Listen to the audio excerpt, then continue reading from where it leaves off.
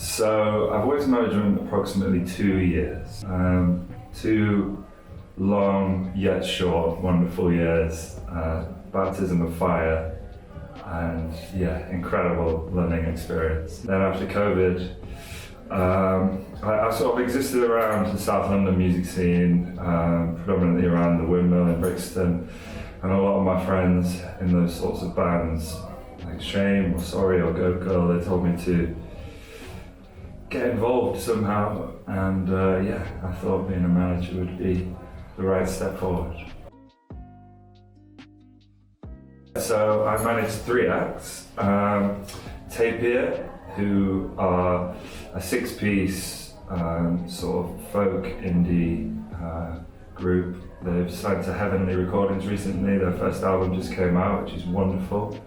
And currently on their first headline UK tour, which will finish on the 4th of April in London. And we've got a big sort of multidisciplinary show planned with dancers, 3 different acts, and we're planning to, we are going to be filming that, so that'd be great.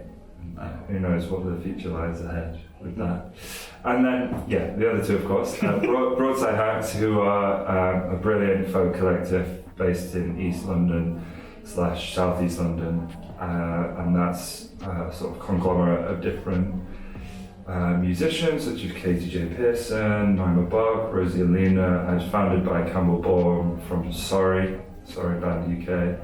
And Campbell has sort of single-handedly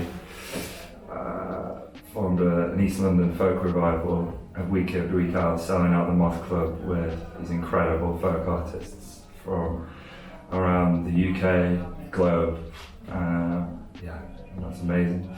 And lastly, Salome Wu, who is a brilliant singer-songwriter and physical artist, and she sort of blends the 2 in her practice. We're currently sort of in the incubation period, so to speak. Right, she's just about to finish her first album, and then we'll see where that goes. But there's some brilliant features, and it just sounds so beautiful.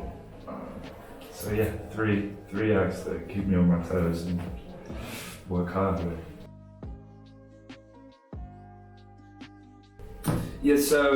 First client who I don't work with anymore, they're not an active artist, was Pix, P-I-X-X. She was a friend, Hannah, and so was her guitarist, Dylan, and we just had a conversation one night about her needing a manager and me stepping up. That was sort of my springboard to get my, for lack of a better term, sort of name on the map, and then it rolled on from there. A good day is working with an artist on sort of creative direction and seeing wonderful plans like manifest. Maybe that's an incredible show, or signing a deal, or just really, after a lot of tumultuous discussion, coming to a solid conclusion and getting a plan together that just feels so right for everybody across the board. A bad day would be being weighed down with 100 emails and 15 WhatsApps every minute coming through, and group chats with bands just trying to come to a conclusion about something, which is a natural part of the job, but can be a lot sometimes. A few really. I think going to South by Southwest with Broadside Hacks in 2022, seeing them perform was incredible. Visiting the States, that was amazing. And then seeing, I guess, like with Tapir, I worked with them from very close to the beginning up until now, and when we signed the record deal, that was the first one that I'd sort of helped broker and been involved with from the start. So it was a wonderful baptism of fire and a great feeling, a great sense of pride and accomplishment that together we worked on that. Dotting the T's and crossing the I's, or however you say it, that was a big moment. But I think overall, just number one thing is just seeing an artist you love and have worked with performing. I think that's like, I'm a bit soppy. I often cry at my artist gigs because it's so beautiful and you've worked together so much to get to that point. So that's the number one thing. I think ultimately getting to a point where you're financially sustainable is the big thing. The predominant amount of managers that I know who aren't working for a management company that's established, they have a second job. Not all of them, some of them are incredibly successful, but to get to that point of financial success, it takes a lot of work, a lot of time, years of graft and dedication.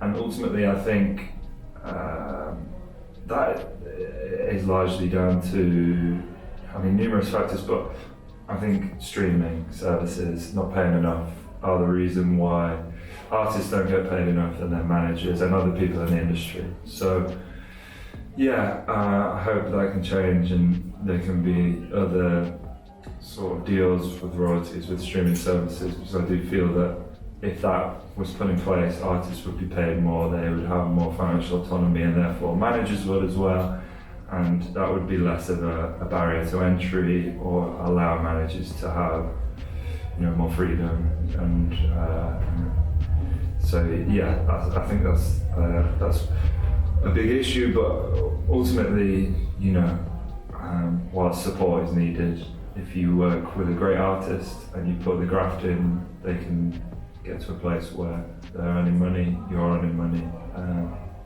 It's just about time and dedication. Yeah, I was recommended about the MMF from Josh Cohen, who was on the Accelerate Fund. He manages Caroline, Mama Block, Porridge Radio, Grow, etc. And he had great things to say, and it was a time where I guess often management, if you're independent, you can feel a little bit isolated, like you're doing many different roles in one on your own. So I was sort of guided to it, not only by Josh but other people, about how it's an organisation that you can seek support from and have some guidance. This evening there's the open hour where managers can come together to discuss issues and challenges and resources. I think MMF has been brilliant at that. It's, for lack of a better term, it's almost like a union of managers that you can have support from, and that's everything from guiding you towards the right resources or grants X, Y, and Z, to just sitting down with somebody, having a coffee and talking through things. So yeah, it's the managers union, and has been a good help in both signposting, providing support, and just making me not feel alone.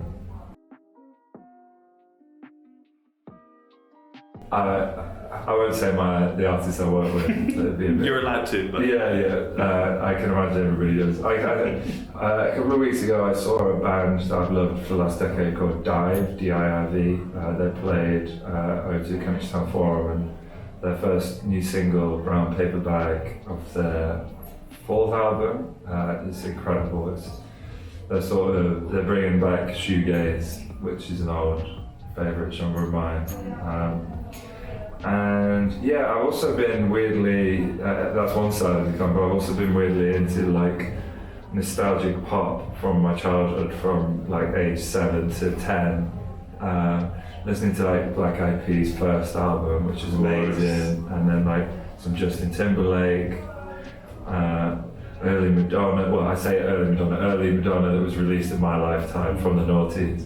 So that's sort of like I don't know, I think it's wrong to say guilty pleasure because I don't feel guilty, but it's like, it's not pretentious or critically acclaimed, it's just fun, and that's what some of the best music is.